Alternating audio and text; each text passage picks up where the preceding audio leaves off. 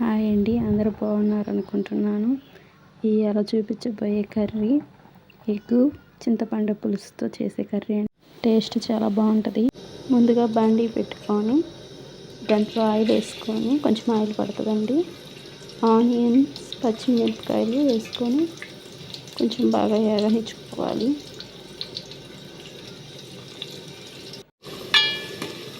కొంచెం బాగా వేగనివ్వాలండి, పచ్చివాసన పోవాలి ఆనియన్స్. ఇప్పుడే కూర ఇంకొంచెం బాగా టేస్ట్ వస్తుంది. ఆనియన్స్ కొంచెం ఎక్కువ పడతాయి కాబట్టి తొందరగా వేగటానికి కొంచెం సాల్ట్ వేయాలి. సాల్ట్ వేసుకున్నాక ఇప్పుడు కొంచెం చిటికెడ పసుపు కూడా వేసుకోవాలండి. ఉల్లిపాయలు మంచి కలర్గా వస్తాయి. ఇప్పుడు ఈ రెండు బాగా కలిసేటట్టు బాగా కలుపుకోవాలి.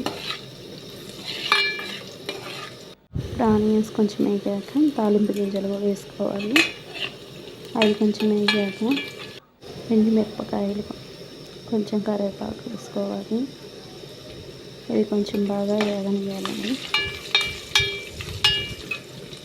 ఇవి కొంచెం బాగా వేగినాక అల్లం వెల్లుల్లి పేస్ట్ వేసుకోవాలండి. అల్లం వెల్లుల్లి కూడా కొంచెం వేగనివ్వాలి. ఇప్పుడు కొంచెం గరం మసాలా వేసుకోవాలండి, టేస్ట్ బాగుంటుంది. గరం అంతా ఇప్పుడు పోపు దినుసులన్నీ బాగా కలిసేటట్టు తిప్పుకోవాలి. ఇప్పుడు ముందుగా చింతపండుని బాగా గుజ్జు నీట్గా చేసుకుని ఇప్పుడు బాగా వేగిన తాలింపుల్లో పోసుకోవాలి. చింతపండు మరీ గుజ్జులా కాకుండా కొంచెం నీళ్ళు కలుపుకొని చారులా చేసుకోవాలి. అవి మళ్ళీ థిక్నెస్ వస్తుంది కదా బాగా కాగాక. ఇప్పుడు కొంచెం సాల్ట్ కూడా వేసుకోవాలండి. మళ్ళీ పులుపు తగ్గట్టు సాల్ట్ పడాలి. ఇప్పుడు ఇంకొంచెం సాల్ట్ వేసుకొని తర్వాత మీకు కారం తినే కొద్ది వేసుకోవాలండి. 1 స్పూన్ కారం వేస్తున్నాను నేనైతే. మీరు ఇంకొంచెం కారం తినే వాళ్ళైతే ఇంకో స్పూన్ వేసుకోండి.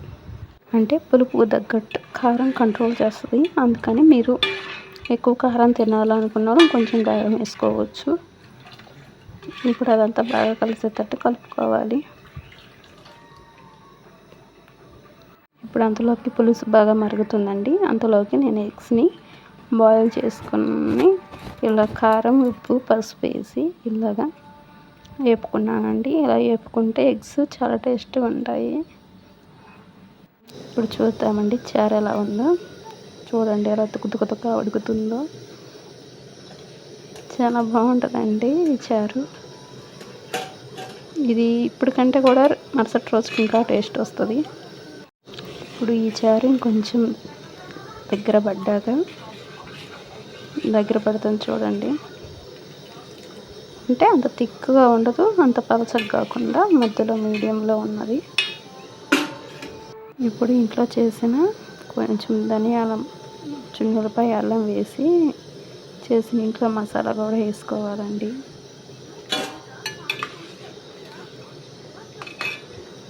ఇప్పుడు అంతా కలుపుకోవాలి.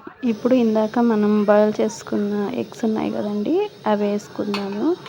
ఇలా మీడియంలో పులుసు ఉన్నప్పుడు వేసుకుంటే బాగా ఎగ్స్కి ఉప్పు, కారం, పులుపు బాగా పడతాయండి. ఇప్పుడు మూత పెట్టేసుకుందాం. ఇప్పుడు మూత తీసి చూద్దామండి. చూడండి ఎంత కలర్ఫుల్గా ఉందో. ఇంకొంచెం సేపు మరిగించాక పులుసుని చూడండి, మన పులుసు రెడీ అయ్యింది. ఇది ఇప్పుడు ఆయిల్ చూడండి సపరేట్ అయింది చింతపండులో నుంచి, చారులో నుంచి. ఇలా ఆయిల్ సపరేట్ అయిందంటే ఇంకా అయిపోయినట్టండి కర్రీ. ఇది వేడి వేడి అన్నంలో వేసుకొని తింటే చాలా టేస్ట్గా ఉంటుందండి. నోరు బాగలేనప్పుడు, మనకి ఏదైనా తినాలనిపించినప్పుడు ఈ కర్రీ చాలా బాగుంటుంది. చూడండి వేడి వేడి అన్నంలో ఈ చారు బాగా కలుపుకొని ఆ ఎగ్ను కూడా కలిపేసుకొని కొంచెం తుంపుకొని నోట్లో పెట్టుకుంటే ఉంటుందండి. ఇంకా ఏ కూరలు కూడా తినబుద్ధి కాదు, అంత టేస్ట్గా ఉంటుంది. నేనండి ఈ కర్రీ మీకు నచ్చింది అనుకుంటాను. మీరు చేసుకొని తినాలని కోరుకుంటున్నాను. సరేనండి, ఉంటానండి. తప్పకుండా ట్రై చేయండి, చాలా బాగుంటుంది.